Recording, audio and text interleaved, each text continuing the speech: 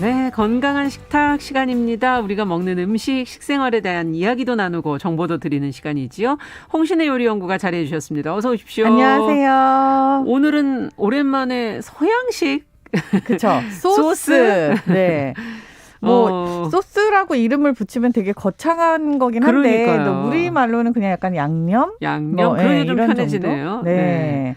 소스 얘기를 좀 해볼까 합니다. 예, 요즘 젊은 분들이 그 중에서도 로제 떡볶이라는 걸 그렇게 드신다는데. 전 젊지 않은데도 좋아합니다. 아니, 떡볶이 중에서 로제 떡볶이는 뭐예요? 이게 로제라고 하는 게 사실 이제 그 로즈잖아요. 네. 이게 뭐 장밋빛. 그쵸. 네. 장밋빛이라는 색깔을 나타내기도 하고, 네. 혹은 약간 향을 나타내기도 했어요. 향? 네, 그러니까 장미향 같은 거. 장미가 대체적으로 약간 비슷한 좋은 향기가 나잖아요. 나죠. 네. 그래서 이거를 사전적으로 찾아봐도 장미라고 하면 약간 되게 비슷한 좋은 향기라고 또 써 있더라고요. 장미 향기라는 거를 정의를. 네. 근데 로제를 음식에 썼을 때는 빛깔을 거의 나타내는 지칭하는 단어예요. 네, 그래서 이게 뭐 많이 알려지고 그리고 대중적으로 많이 쓰고 그리고 처음 이렇게 대두가 된 게 와인에서 로제 와인 만드는 방법이 사실 여러 가지가 있지만 화이트 와인과 레드 와인을 이렇게 좀 섞은 것 같은 색깔요? 그렇죠. 네. 섞어서 실제로 만들기도 하고 혹은 약간 껍질의 양을 조절하기도 하고 발효 방식이 다르기도 하고 다른데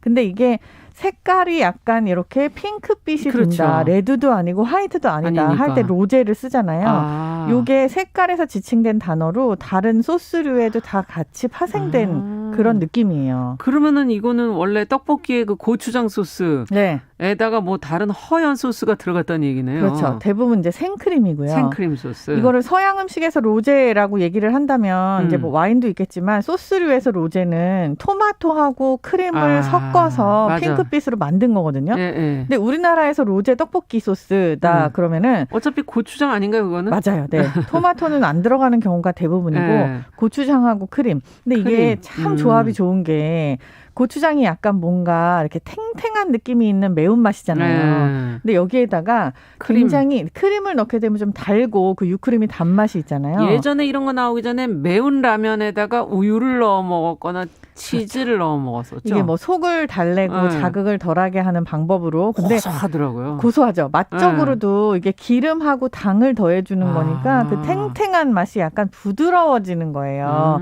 그래서 궁합이 되게 잘 맞는 그런 조합은 맞습니다. 로제 떡볶이는 더더군다나 그렇게 해서 소스가 굉장히 달고 매콤한 맛이 같이 있는데 근데 씹으면은 떡이 탱탱해요. 쫄깃쫄깃. 이게 약간 식감까지 같이 맞춰져서 요즘 완전 인기 가도를 달리고 있는 것 같아요. 네. 아니 근데 지금 뭐 그 기존에 이렇게 생각하는 거랑 다르다는 얘기 아니에요? 기존이랑 다르다라고 하는 게 이제 로제가 원래는 여러 가지 색깔이나 이런 걸로 기본이 됐지만 지금 뭐 조금 다르게 토마토 없이도 만들고 또 색깔을 요거 말고도 다른 색깔로도 만드는 게 어떻게 있어요. 한다는 얘기인가요? 그러니까 재료를 여러 가지를 다양하게 쓰는 거죠. 우리나라에선 고추장 쓰지만 다른 데서는 뭐 다른 빨간 색깔 뭐 과일을 쓰는 경우도 있고 그렇군요. 이렇게 해서 그냥 로제를 지칭을 하는데 그러면은 요즘에 또 화두가 되는 게 까르보나라잖아요. 네, 그건 원래 파스타 이름 아닙니까, 이거? 이 까르보나라가 이제 이탈리안 파스타의 종류 중에 하나로 알려져 있고, 뭐 이 앞에 정통자를 붙여서 크림이 들어가네 안 들어가네 뭐 언제부터 먹었고 뭐 이게 뭐 숯이랑 관련이 있어서 뭐 탄광촌에서 먹던 게 뭐 숯이 많이 날아 들어가서 이런 되게 전설 같은 이야기들이 되게 많잖아요. 그렇군요. 근데 사실은 까르보나라가 이탈리아에서 파생된 요리는 맞지만 현재 우리가 알고 있는 그 크림이 많이 들어간 약간 부드러운 크림 소스 같은 아니에요? 까르보나라는 근데 달걀이 들어가는 게 맞고요. 그건 미국 음식이에요. 그래요? 네. 이 까르보나라라고 하는 거는 사실 원래 그럼 어떻게 생겼나요? 원래가 뭔지는 완전히 명확하진 않아요. 그러니까 이게 까르보나라라는 음식 자체가 달걀이 들어간다라고 하는 게 옛날 전통이 아니었을 가능성이 크다는 거예요. 그래서 우리가 흔히 알려진 것처럼 뭐 숯이 뭐 어원이고 이런 거보다는 까르보나리라고 하는 그 무슨 혁명 단원들이 있었대요.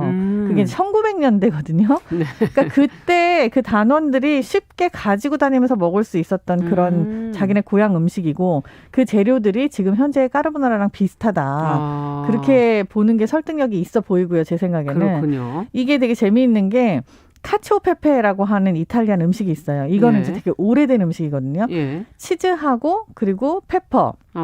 후추를 많이 넣어서 만드는 굉장히 꾸덕한 네. 뭐 여기에 달걀이 들어가기도 하고 또 이 달걀이랑 다른 크림이 들어가면 이름이 다르기도 하고 그런데 그게 변형이 돼서 까르보나리에서 비롯된 음식이다라고 하는 게 맞을 것 같고요. 예. 이게 이제 미국으로 건너가고 일본으로 건너갔다 우리나라에 오면서 계속 변하는 거군요. 네, 크림이 더해지고 또 뭐 베이컨이 생성이 되고 뭐 이런 여러 가지 진화의 단계를 거친 것 같아요. 그렇군요. 현재 정통 까르보나라라고 얘기를 하면 사실 생크림이 안 들어간 형태를 말을 해요. 그러니까 이탈리안 레스토랑에 가면은 네. 날계란 노른자가 얹어져 있는 이런 까르보나라를 갖다 주셔서 아니 나는 크림을 시켰는데 왜 이게 나오나 하시는 그렇죠, 분들 맞아요. 네.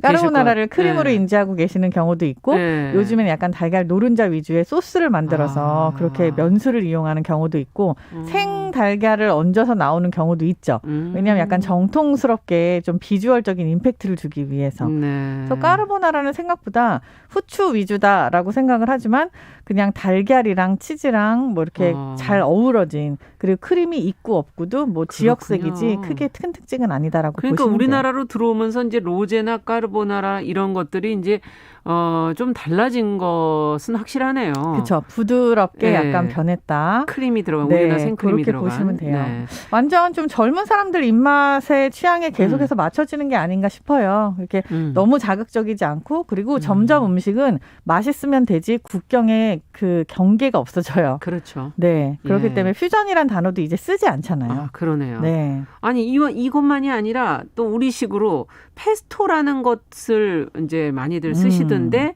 거기에 페스토도 종류가 다양해지는 것 같더라고요. 맞아요. 네. 페스토는 이게 원래 이제 갈아서 만든다라는 뜻의 그런 어원을 가지고 있는 이탈리안 소스가 초록색 맞아요. 소스. 그렇죠. 대부분 바지를 갈거나 아니면 고추를 갈거나 이렇게 해서 만들었는데 이 페스토 바질 잣이 들어갈 때도 있고 잣이 안 들어갈 때도 있고 치즈가 들어갈 때도 있고 여러 가지 소스예요. 근데 이제 계절감을 조금 타죠.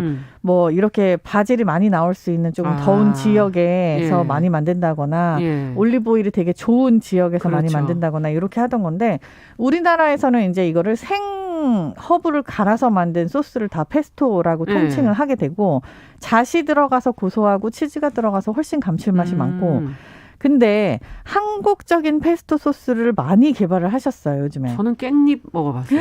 깻잎도 너무 맛있죠. 네, 향이. 그쵸. 향이 너무 좋고 방아잎으로 만드는 페스토도 있고 이제 바질이랑 비슷한 그런 느낌인 거죠. 그리고 청양고추로 만들어서 굉장히 매운데 칼칼하게 아주 칼칼해. 고추 씨까지 넣어갖고 그렇게 해서 만드는 것도 있고 또 완전히 빨간 색깔 태양초 고추로 만드는 그런 페스토도 있고요. 그리고 이렇게 채소가 들어가지 않고 그냥 잣하고 치즈하고 우리나라가 또 가평 잣이 굉장히 유명하잖아요. 그렇죠. 많이 근데 나죠. 그 잣으로만 만드는 잣 페스토 같은 것도 있고 현지화가 많이 돼 있어요. 저는 보니까 최근에 기사로는 감태를 넣으신 분도 봐요. 감태 페스토도 취나물, 나물을 쓰시는 분들도 취나물도 지금 맞죠. 봄에 또 나물이 막 나오잖아요. 맞아요. 지금 생취 이제 조금 있으면 막 완전 흐드러질 텐데 감태 페스토 특이하네요. 감태 생산자 중에 저도 잘 아는 분이 계신데 색이 그분이 곱잖아요. 굉장히 실험 정신이 강하세요. 그래서 이제 초록 색깔 어차피 비슷하니까 바질 페스토랑 감태를 갈아놓고 만드는 페스토를 만들어내셨어요. 근데 이것도 아주 꽤 맛있고 부드럽고 고소하고 해조류 향이 나는 게 아주 좋더라고요. 그것도 맛있겠네요. 네, 이렇게 약간 현지화된 페스토들도 다양하게 활용을 할 수 있을 것 같아요. 현지화 하려면 엔초비라 그래가지고 이제 이탈리아 음식 중에 멸치 비슷하게 생긴 애가 있잖아요. 조금 도톰하게 생긴. 멸치로 정어리 뭐 많이들 이런 거. 쓰시더라고요. 그럼요. 이게 똑같은 생선입니다. 그러니까 사는 지역이 달라요. 이름만 다른 건가요? 네, 이름 다르죠. 그러니까 멸치, 정어리 뭐 이렇게 약간 생선류는 좀 다르긴 한데 사는 지역이 달라서 그렇게 해서 맛이나 이런 게 좀 달라요. 그리고 우리는 멸치를 항상 말려서 쓰거나 쪄서 아예 말려서 젓갈을 국물용으로 내버리거나 그렇죠. 혹은 젓갈을 하거나 아니면 회를 먹거나. 근데 이 엔초비라고 하는 것들은 사실 절임이에요. 절임. 네. 어떻게 보면 우리나라 젓갈이랑 비슷하지만 이거는 이제 절임의 방식이 약간 다른 거죠. 기름에 좀 절인 건가요? 그렇죠. 소금하고 기름에 같이 절이고 또 산처리를 한 것도 있고 조금 절임의 방식이 달라요. 근데 네. 근본적으로 보면은 우리나라 멸치젓갈이랑 똑같고요. 이 엔초비라고 부르는 것들이 멸치의 형태를 살려놓잖아요. 그러니까요. 그 형태를 살려놓는 방식이 이제 그들의 방식인 거죠. 우리는 가능한 멸치는 좀 제거를 우리는 하는데. 으스러뜨리죠. 네, 제거를 네, 하는데. 뼈채로 또 다 절이기도 하고 저희는 그렇죠. 근데 이들은 예. 이제 뼈를 갈라서 그 살의 형태를 약간 유지하는 그런 방식을 사용을 하죠. 예. 그냥 그러면 멸치를 쓰셔도 되겠네요. 네. 우리나라 멸치로 이렇게 산절임을 하고 오일에다 담궈놓고 하는 것들도 지금 서양 음식을 하는 셰프들은 엔초비라고 부르긴 합니다. 네. 왜냐하면 그 형태 자체가 익숙한 게 있어서. 비싸잖아요. 그리고 해외에서 그 재료들을 갖고 들어오려면. 한국 멸치로 해도 돼요. 더 비싼가요? 네. 근데 멸치 자체가 비싼 건 아니지만 네. 손질이 저도 지금 요즘에 계속해서 멸치회를 만드는 그런 시즌이거든요. 근데 이게 칼이 들어가면은 살이 상해요. 그래서 손으로 다 일일이 밀어야 되기 때문에 그래요. 이야.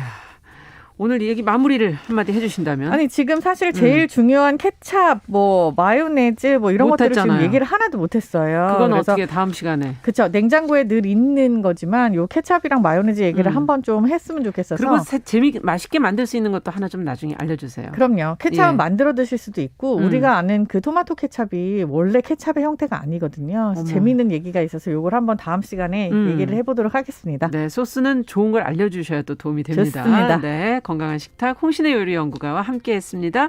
다음 시간 또 기대해 주시고요. 정용실의 뉴스 브런치 월요일 순서는 여기서 마치고요. 저는 내일 다시 뵙겠습니다. 감사합니다.